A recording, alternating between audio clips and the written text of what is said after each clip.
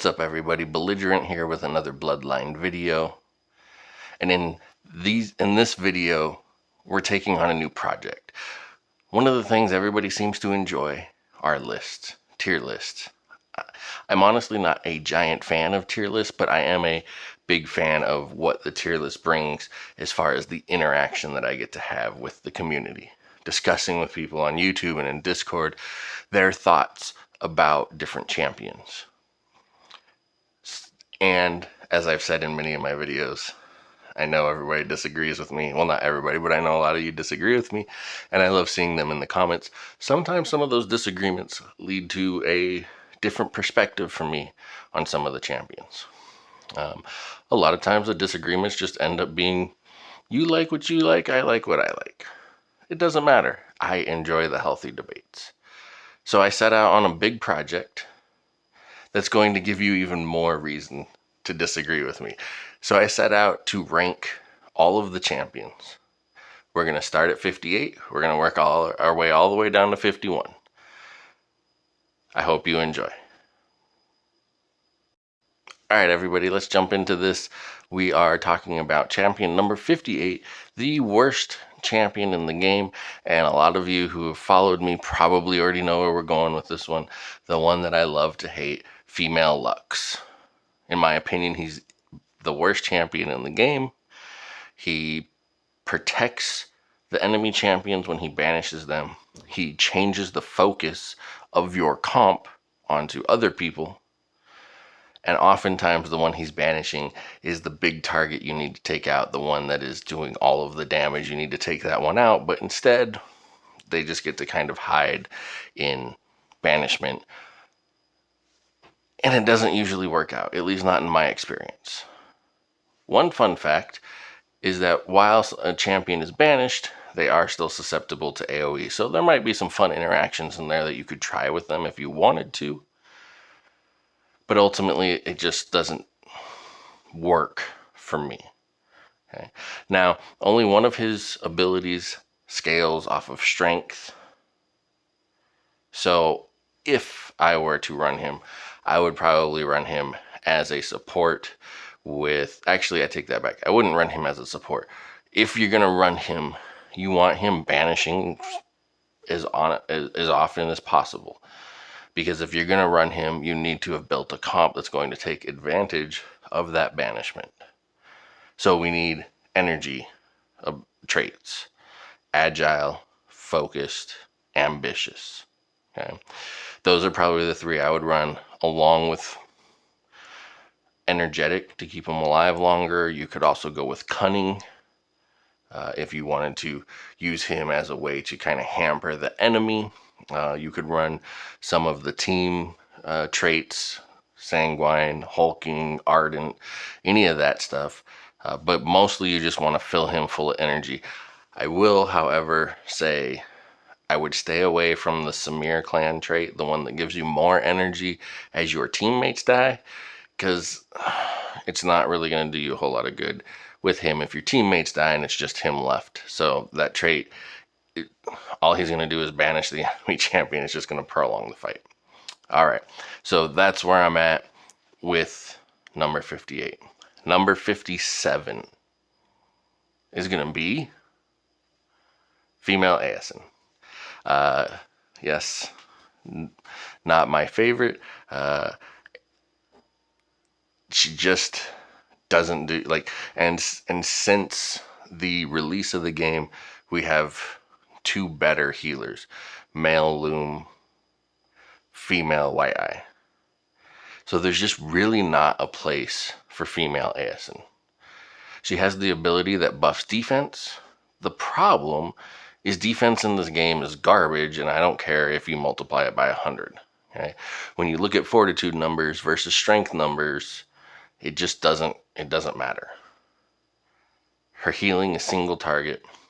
It always goes on the lowest person, which oftentimes is the wrong person. And that might sound... You might be wondering, why would that be the wrong person? Well, if my tank is slightly lower than my DPS, I don't want my tank healed. Because if my tank survives and my DPS dies, we all die because I can't kill anybody. So I don't like her heal. Her defensive ability is just worthless. Okay. Her passive, which is more healing, works well with what she does, but what she does isn't any good. Okay. If I were to run her, I would run her as a pure support. So we're talking sanguine, hulking, maybe cunning, energetic, things to keep her alive, focused, agile. You could put some of that on there to pump up her healing. Okay, so it's going to kind of depend. My preference would probably be focused, agile, ambitious, and energetic. Is probably what I would do. Because if you want her healing, you want to... No, you know what? I take that back. I wouldn't do energetic. I would do brutal. And you might go, why would you do brutal? I would do brutal because her healing scales off of her strength. So if you're playing her for the heals, I hope.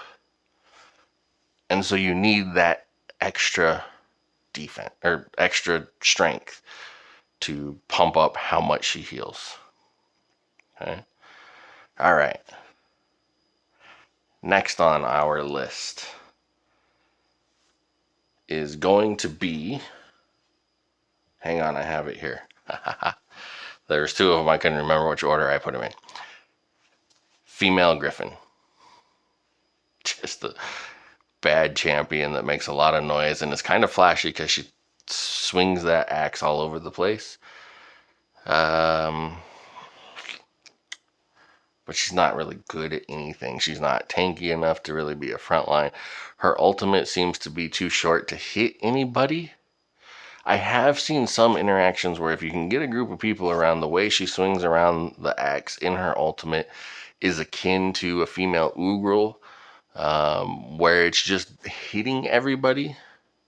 So there's maybe something to play around with there, but the problem is there's people that do it better. So she just doesn't really have a place. And unlike male Griffin, she's not even the best in districts. There's just really no reason to be playing female Griffin. That's why she comes in third. I would, however, prefer playing her over the last two we talked about, female Asin and male Lux. If you're going to run female Griffin, you're probably running with your typical focused, agile, energetic, honorable. That's kind of your frontline meta there. That's what I would be running. Okay. And the last one we're going to talk about in this video, number 55, female Carg. Probably the biggest heartbreaker in the game. So many people saw the Cargs when this game first released, and then they were all heartbroken when they discovered how bad the Cargs are. Okay. Female Carg is just like, she just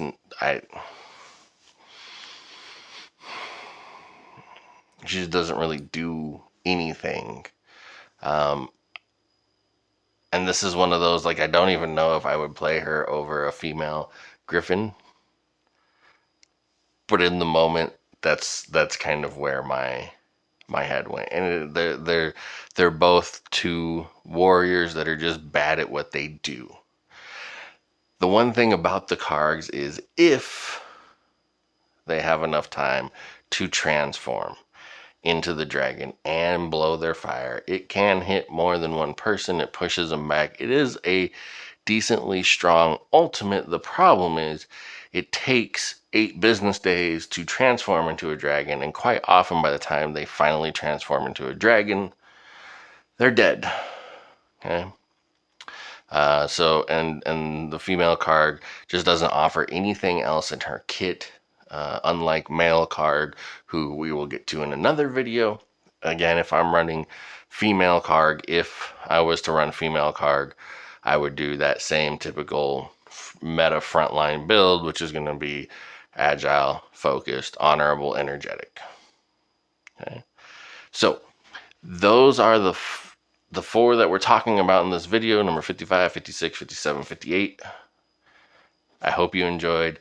Like, comment, subscribe, tell a friend. I'm Belligerent. Peace.